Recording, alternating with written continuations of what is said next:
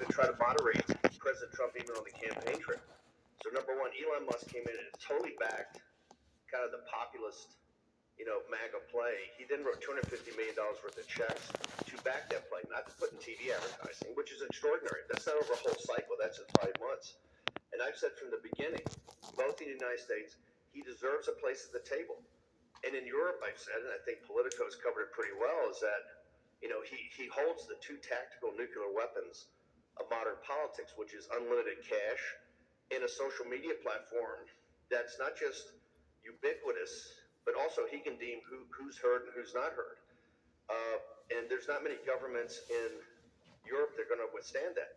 That being said, in Politico today, the piece by Messerly and Wren, I think laid it out the best. This is a new coalition, much broader than 16. This is the beginning, I think, of a 1932 FDR type realignment in American politics. And clearly, you're going to have members of that coalition that don't agree on everything. I do fundamentally disagree with some of the basics of the Mark Andreessen, Zuckerberg, Elon Musk, Peter Thiel outlook, philosophy of life and philosophy of politics. And there's going to be clashes. But I think the political article today is the best at summing it up. President Trump is good, particularly about people arguing, ideas, and the best idea and the best policy wins. So going forward, it's going to be quite tense. I actually think that we're winning this round, and we're winning this round pretty big. He's already backed off the H-1B visas. He's already said they got to be reformed. We say they have to be done away with. I think we'll get Elon there. And as soon as I can turn Elon Musk from a techno-feudalist to a populist nationalist, we'll start making real progress. If you can't turn him, do you want him out?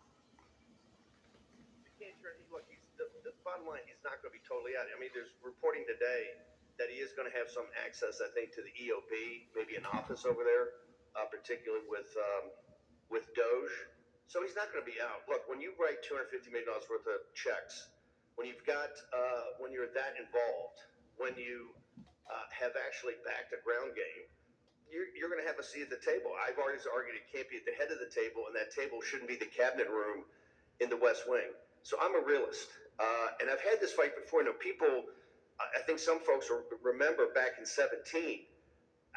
Elon and I went back and forth virtually every day about the EV tax credits. Which I told him at the time, I said, people making $32,000 a year are not going to underwrite you and these venture capitalists on a company that could be worth billions and billions of dollars, maybe hundreds of billions of dollars. That was Tesla, and I won that round.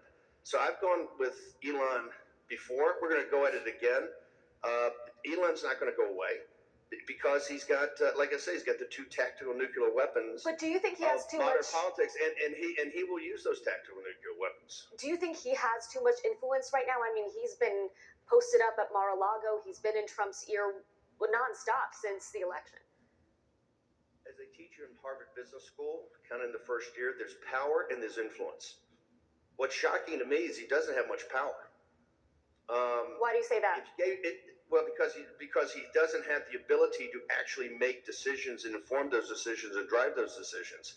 If you look at even the time at Mar-a-Lago, he's come in. He's definitely had some influence. I think he's had some influence on picks. But let's go back over that. He was adamant about Howard Lutnick being Secretary of the Treasury.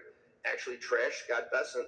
Last time I looked, Scott Bessent's hearing, I think, is on Thursday or Friday for Secretary of the Treasury. Many of the picks that he wanted didn't come to pass. Some of the picks did, right? So he's had some influence. He's had some influence over policy. None of that's really stuck yet as hard policy. Like, for instance, the HB1 visas, the whole issue of the business community, particularly the tech community, essentially importing indentured servants to take jobs of American citizens. He's had some influence so far, but those policies haven't stuck. It's going to be a constant fight and a constant clash of ideas. And if I would go long the populist nationalist positions on these. The hardcore American citizens come first, America comes first. So Elon's not going to go away. And quite frankly, he shouldn't go away. I mean, I've been quite intense, and part of that is to try to shift the Overton window on this debate, but Elon's not going to go away and anytime soon. And there's going to be a continual clash and a continual fight over ideas. How do you have that fight and how do you have that clash? For those of us that don't know the inner workings behind the scenes, does that play out in public with you, sort of trashing him in interviews or criticizing him on your podcast? Or are there conversations behind the scenes that are happening that we don't know about? It still kind of shocks me that the political press, it hasn't really spent the time both on populist policies and or even President Trump. President Trump to me is a McLuhan-esque figure. And what I mean by that, he deeply believes at a very deep level Marshall McLuhan's ideas and concepts about mass communications. President Trump is about how do you connect with a mass audience and how do you connect your ideas with a mass audience and also how you read the room from a mass audience. That to me explains his popularity, that he's kind of hardwired in to the zeitgeist of working and middle class people in this country and where they are. And I think a lot of that is coming from his Queens background, not his Manhattan background. So the best way I have found to ever fight for ideas is to do it very publicly and to do it using media. And I think this is the reason that War Room has been such a powerful platform. You were one of the architects in the first administration of the shock and awe strategy. Trump's different this time around. You're not in the White House this time around, but is there going to be the same shock and awe vibe, or is it something different altogether? Dasha, I think it's going to be much more intense. We refer to it right now. We refer to it right now as Days of Thunder. And I think the Days of Thunder, these Days of Thunder starting next week are just going to be incredibly, incredibly intense. I think you're going to see 50 executive orders. You're going to see a lot of legislation put forward. You're going to see the beginning of it today with Pete Hegseth. So this is going to be quite intense. It's going to be 10 to the 10th power more intense, I believe, than the shock and awe we did in 16 and 17, because remember, there's been 4 years of preparation here. Say what you will about Project 2025 and other projects like that at these other think tanks and other groups, but we spent years, people developing the policies, developing the executive orders, seeing the direction of where we want to take this movement, and also developing personnel. You're going to see many more people hit the beach. Many more cabinet people get confirmed much quicker. You're going to have much more thought through ideas. There are going to be many more executive orders. Most of these, I think at the beginning, or all of them at the beginning, the 50 that I think hit right away, will have Office of Legal Counsel opinions on them. So I tell people, shock and awe was a 17 concept. Days of Thunder, I think, are going to be the concept starting next Monday. Because I believe President Trump is going to hit it hard with what I call, or Bartley and Wall Street Journal called muzzle velocity. Those types of driving force of policies and personnel to get things done and get them done quickly. So Heritage Foundation, AFPI, these groups that have been building playbooks like Project 2025, you think that will infiltrate and have an impact on some of the policies of the administration?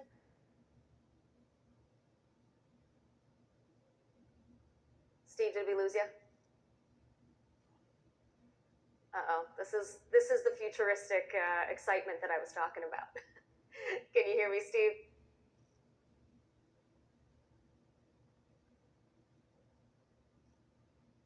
Dasha, I'm afraid I didn't hear you. Can you repeat that? Yeah, can you hear me now? Testing, Yeah, one, I two. you got me. now. All right. Excellent. Thanks for bearing with us, guys. I was saying, you mentioned Project 2025, and the Heritage Foundation, AFPI, these groups that have been putting together some playbooks. Do you think that will have an impact and sort of infiltrate some of the policies coming from the administration? All those. It's not 2025 has become a buzzword, but it's all these different groups over 4 years, particularly people that believe strongly that the 2020 election was stolen and that President Trump was the rightful president and would come back and win the primary and take the White House again. People dug down and started working these policies. What did we not get accomplished the first time? What do we want to get accomplished now? And people went to work over a 4-year period and built the networks, kind of the subject matter experts in the networks needed to actually have the 3,000 people hit the beach right away that don't have to be Senate confirmed, but also the other 1,000 that have to be Senate confirmed. President Trump's administration this time is 10 times more prepared than when we came in the first, because we were kind of a come from behind victory. As you remember, we didn't have a lot of time to think through transition. There wasn't that deep bench of players that believed in President Trump's philosophy. So not only is President Trump the most powerful individual politically in Washington, he also now has a true army in back of him of people that have spent years thinking through policies, of people that have worked together for years and are prepared now next Monday to hit the beach. And I think you see it right now, what I call the flood the zone concept in the confirmations this week. You're going to see people that are coming together that have great backup, have thought through policy, are prepared to hit a relatively hostile confirmation process, both from a little bit from establishment Republicans, but particularly the Democrats. And I just think, I call it days of thunder. I think people are not prepared right now, particularly the political press, of how intense this is going to be, but this is years in the making. You talk about the army that's behind him now. The coalition is quite broad. It's so different. I mean, just looking at the events in this coming inaugural weekend, right? You've got the crypto ball, you've got young influencers, you have the Black Conservative Federation, Hispanic ball, all of these folks that weren't engaged last time around. But that makes it a little bit more complicated, right? There are a lot of different interests. I want to talk about some of that, particularly when it comes to Congress. You have Speaker Mike Johnson, who will actually be on this stage later today. Johnson didn't have full Republican support to be Speaker. You have Senate Leader John Thune, who's a Mitch McConnell guy. Are these the right leaders to enact President Trump's agenda? Let me just talk about your first part of that, about this broad coalition. Think about it for a second. The Democrats or the established order in Washington had every source of institutional power. They had the media, they had Wall Street, they had the technology in Silicon Valley, they had the corporatists, they had every lobbyist. This kind of populist nationalist movement, and to show the power. Our new coalition partners are not maybe with us 100% ideologically, but they understand the power of this going forward, that the Democrats basically, because I come from a Democrat family, basically abandoned working class people in the middle class in populism. And they see the power of populism. Clearly, it's a complicated coalition. We have the oligarchs, right? And you have hardcore, populist nationalists. And so that coalition going forward, and you see the collapse kind of the Democratic Party that lost some of the central parts of their thing, particularly Silicon Valley and a little bit of Wall Street. This is now coming together. It's going to be very complicated. You're going to see it play out in the halls of Congress. I believe, because no one really paid attention to this radical idea called modern monetary theory, that right now in Washington, D.C., everything we do, whether it's the war in Ukraine, whether it's deportations, whether it's immigration, even deconstruction of the administrative state, everything is going to be within the framework that a lot of the easy alternatives of how to pay for things and the sustainability, not of the planet, but the sustainability of the economic and financial model of our country and our government is going to be the number one criteria. It's going to be the prism everything is looked through. And these are going to be intense battles. You can see it already, this battle on Capitol Hill between the 1 and 2 reconciliations. This is not simply a process story. This cuts to the heart of how one is going to govern in the future. President Trump has this tension of at the same time has a coalition that really could end up being 2/3 of the American people if handled correctly. He has to balance that within this framework of this massive debt and the refinancing of this debt and the paying for the refinancing of this debt. So no, I think right now on Capitol Hill it's going to be very intense. Speaker Johnson, and he knows I've never really been a fan. He's got a horrible job. It's a tough job. He's going to have to put together, coalitions, particularly of people that want to have significant reductions in deficits. And I just think even the last couple of days, the mindset in Washington is still wrong. People come up and say, "Oh, we have a $5 trillion cut, but it's over a 10-year period." We have to get out of that mindset. It is what is the first 2 years. I put my investment banker hat on. This is like a restructuring. Forget 10 years. I'm not interested in 10 years. I'm not interested in the out years. I'm not interested in years 5, 6, and 7. I'm interested in this appropriations process. I'm interested in this deficit. I'm in this year and next year. What's the size of it, how it's going to be financed, and how you have dramatic moves of how to close it. This is one of the reasons I think what Elon's doing at Doge is so absolutely central, not just to deconstruction administrative state, but to actually work with Russ Vought and Scott Bessent and come up with a model that Speaker Johnson and Thune could shepherd through the House and the Senate to actually put something on the president's desk that reinforces how do we get back to a sustainable financial and economic model in this country. But to that point, I mean, there are ideological differences here. So are Johnson and Thune the right leaders in this moment? I think, look, they were picked by their House members. They're picked by the Senate. President Trump's very comfortable with both people, and I think that's very important because this is going to be like going into combat, right? This is going to be so in the moment. It's going to be so intense, and decisions are going to have to be made. You have to trust the judgment of those people. President Trump trusts the judgment of Speaker Johnson. He trusts the judgment of John Thune. I have different opinions, but I'm just one schmendrick in the crowd, and we're going to fight very intensely for these things. President Trump makes the ultimate decisions, and that's why I think the first most important fight right now is it's not just a process fight. It's a fight about how we go forward. That's why I think that the 1 versus 2 reconciliations is probably the most important fight that we're going through right now, and will set the tone for not just the first year of President Trump's second term, but I think will set the tone for actually how we finance this country and this government going forward. I mean, on tax policy, for example, there's a lot of talk about lowering the corporate tax rate. Again, these ideological differences. Do you think that kind of focus on corporate tax rate risks alienating the working class that you talk about? Well, this is why, I'm one voice among many, right? Like I said, I'm just another schmendrick. However, this is quite critical. This is why we're fighting for 2 bills. We want to take care of immigration, deportations, energy, and maybe some defense in the first bill that's not revenue generating, and so it can start in the Senate. We agree with Senator Thune and the 53 senators who appear to agree with us to do that. In the tax bill, look, one thing that's disturbed me coming out already. We want the populist wing, right, are going to fight for not just no taxes on tips, but I noticed in Jason Smith's when I missed the part where it said no tax on Social Security, no tax on overtime, no tax on bonuses. Those were critical campaign promises.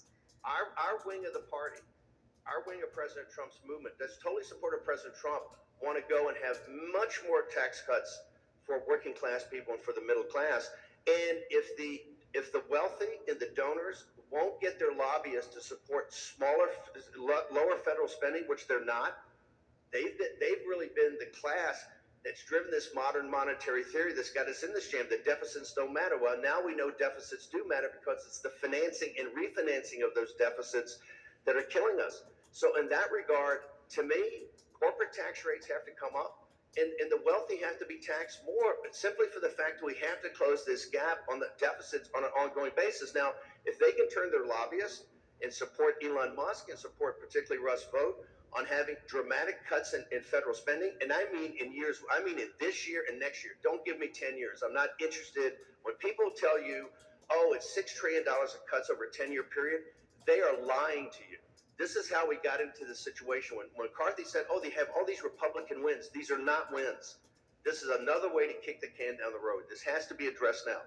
We're adamant in on the show and talking to people and presenting to President Trump that you have to have many more taxes, particularly the tax cut on Social Security. That is a priority. Any tax cut, particularly even reinstalling the tax cuts of 2017 for the wealthy. As you know, Dasha, I had this huge fight with Gary Cohn and Jared Kushner and Steve Mnuchin in the Oval Office with President Trump. And hey, I lost. I lost, and the Wall Street Journal came out, Bannon's got to go. I lost that round, but I think we're going to win this round. And this is absolutely, I think, central to the vibrancy of the economy and really to the American people. So you talk about cutting at the federal level. What's the first agency that you would scrap or gut? First off, I spent 8 years as a naval officer. I spent almost 4 years at sea on a destroyer. My daughter's a West Point graduate, 101st Airborne, served in Iraq. So Bannons have a history of doing the 5 years as good citizens, and then going to civilian life. She's been at the support of Pete Hegseth today. She'll be in the audience as a former junior officer to support female officers to support Pete. Now that being said, when I see an NDAA of $900 billion, and I don't really see us in a real confrontation with the Chinese Communist Party, either in capital markets and technology, the defense budget's too big. I'm pretty adamant the defense budget's got to be cut. I think you start. Okay, first off, would Hegseth do that, Steve? Would Hegseth do that? When people tell you that the problem here is entitlements, they're missing the point. We're not going to get to entitlements. Entitlements right now is a contract with the little guy. They're not going to give up their Social Security. They're not going to give up their Medicare until they see the political class and the donor class actually get their arms around discretionary spending. And to get your arms around this discretionary spending, you have to start with the defense budget. We have to rethink. We have to have a revolution in military affairs, and this is why I think Pete's so important.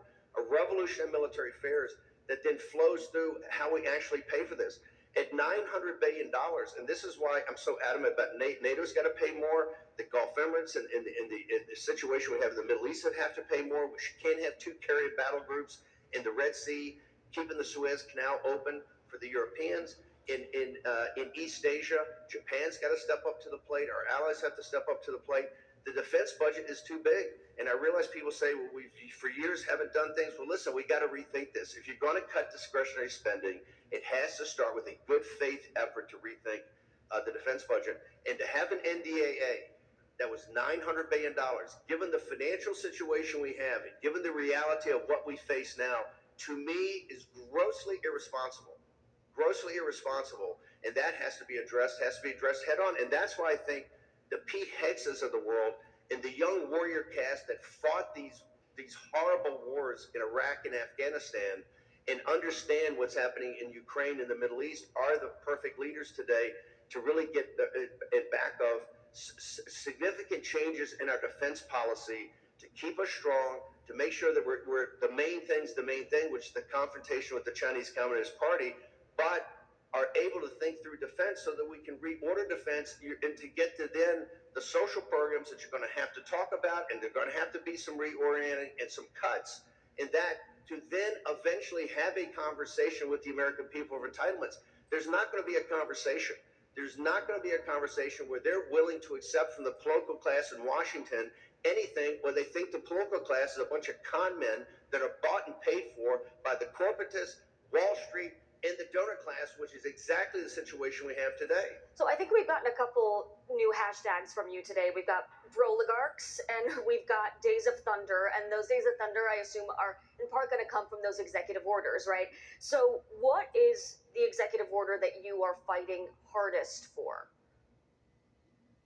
I mean, all the ones Stephen Miller and Homan have got, I think, a great grasp on both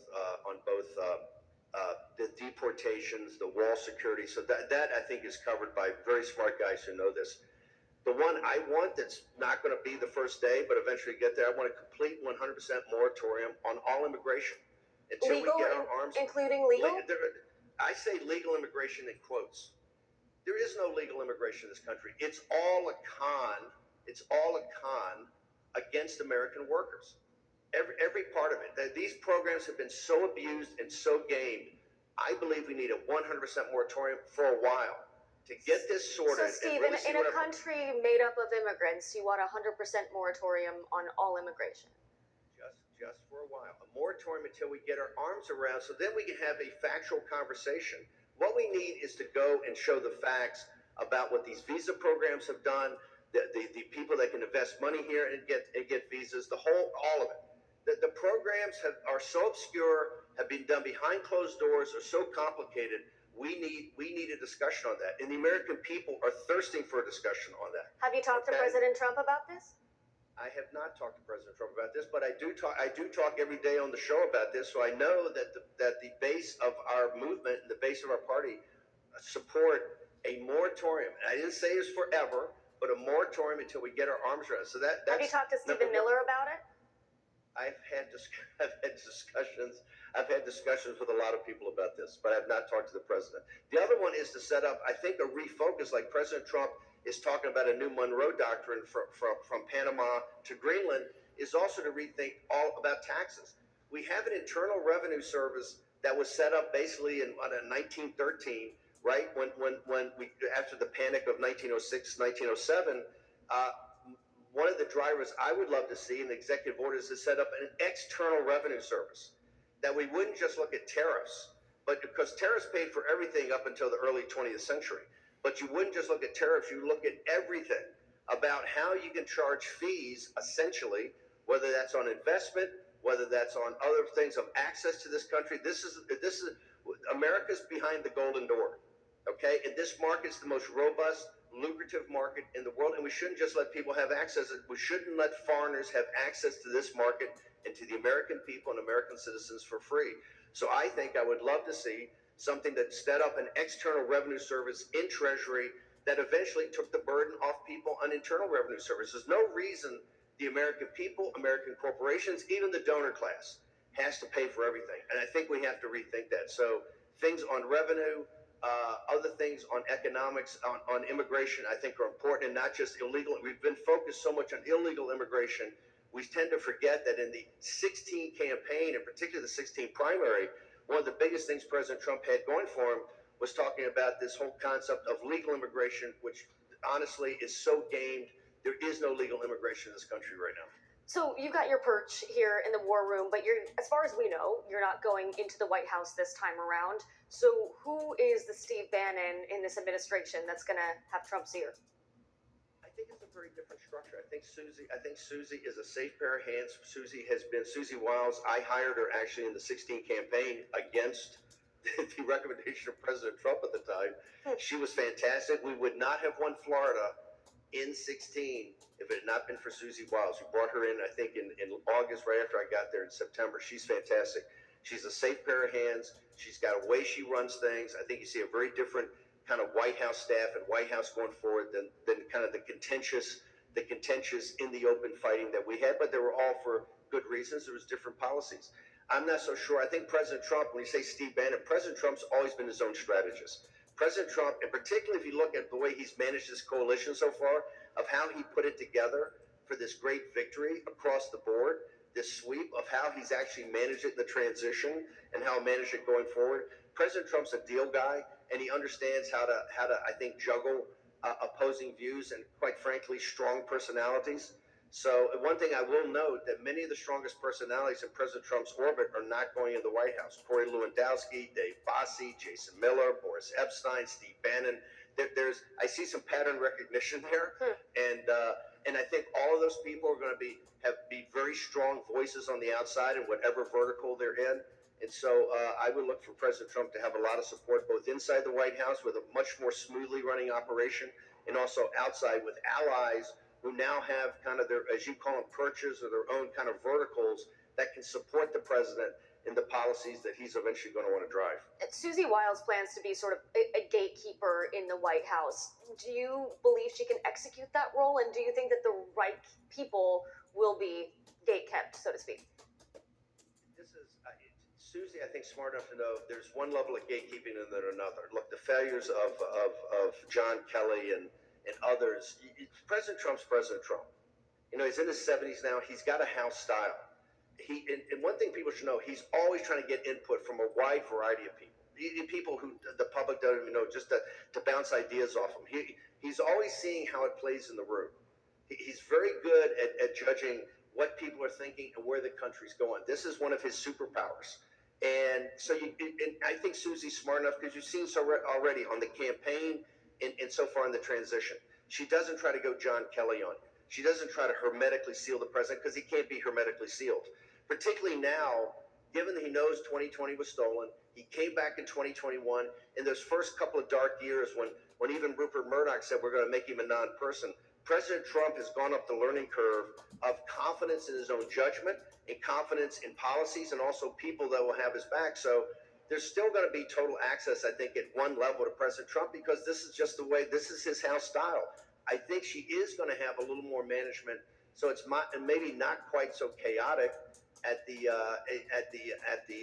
staff level. Although I will say, particularly in that first year, all the benefits of the economy and foreign policy, the peace and prosperity of 19, those seeds were sown with Reince Priebus and the team, with all the fighting that went on. They were all sown in 2017. That's why this first 100 the Days of Thunder next week, the first 100 days, the first 6 months, and the first year, to me, are everything in this, because the seeds of peace and prosperity that President Trump is dedicated to bring back, it's all going to be sown there. That will all be where it's either sown or where it's not sown. And so that's where this fight the next year is going to be so intense. Now, to be clear, I know this has been slipped in a couple of times. There's been no evidence of widespread fraud in 2020, but I don't want to look back. Let's keep looking forward. Hang on. Ho.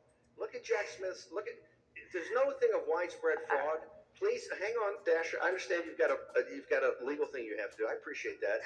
But why is the J6 committee having people go to the White House and beg for blanket preemptive pardons? Right? Why is Jack Smith and his team quitting early and also talking to people about pardons? This has to be. Well, they're worried about political persecution in the same way that you have claimed that that's an issue. Hey, if they just thought it was political persecution, they wouldn't be worried. They're worried. This has to be totally adjudicated. You have to adjudicate 2020. You have to adjudicate J6. You have to adjudicate the vast criminal conspiracy against President Trump. And on this one, we're absolutely adamant. President Trump needs to do this for this country, not for himself. You see, last night the Jack Smith thing's a nothing burger, total nothing burger. Well, look, see, President Trump himself has said he wants to look to the future. So let's keep doing that, because otherwise we're going to get off the rails real fast here. President Trump does want to look to the future. He says his retribution will be peace and prosperity. That doesn't mean that some of his colleagues that understand what they not just tried to do to him, but did to this country has to be adjudicated. And this is going to be a big effort, I think, of people try to get President Trump on board to do that. Like I said, President Trump is not a vindictive person. President Trump is not someone that looks for revenge, but we need to do this for the country. And you should know, there are elements of President Trump's coalition that are absolutely adamant that this has to be done. This weaponization has to be taken out root and branch from this government. So you say he's not a vindictive person, but you do want to see some vindictiveness? No, not vindictive. Look, I went to a federal prison for 4 months. I'm not vindictive about that at all. That is what it is, but I did it on a reason to not bend the knee to Nancy Pelosi in an illegitimate J6 committee that's now begging the White House for blanket preemptive pardons. Benny Thompson, the chairman's, it's publicly, and again today it's in Punchbowl about they've got a scoop about how they're doing it. So listen, this is not about vindication. It's not about revenge. This is about, we can never allow this to happen again. And the only way that's going to happen is you have to put forth to the American people what the actual facts are. What the facts are of 2020, what the facts are of J6, what the facts are of this vast criminal conspiracy that came after President Trump. Hell, he was indicted for 92 felonies. This kangaroo court in New York is got him for 34 felonies. That all has to be from New York City to Georgia to Washington, D.C.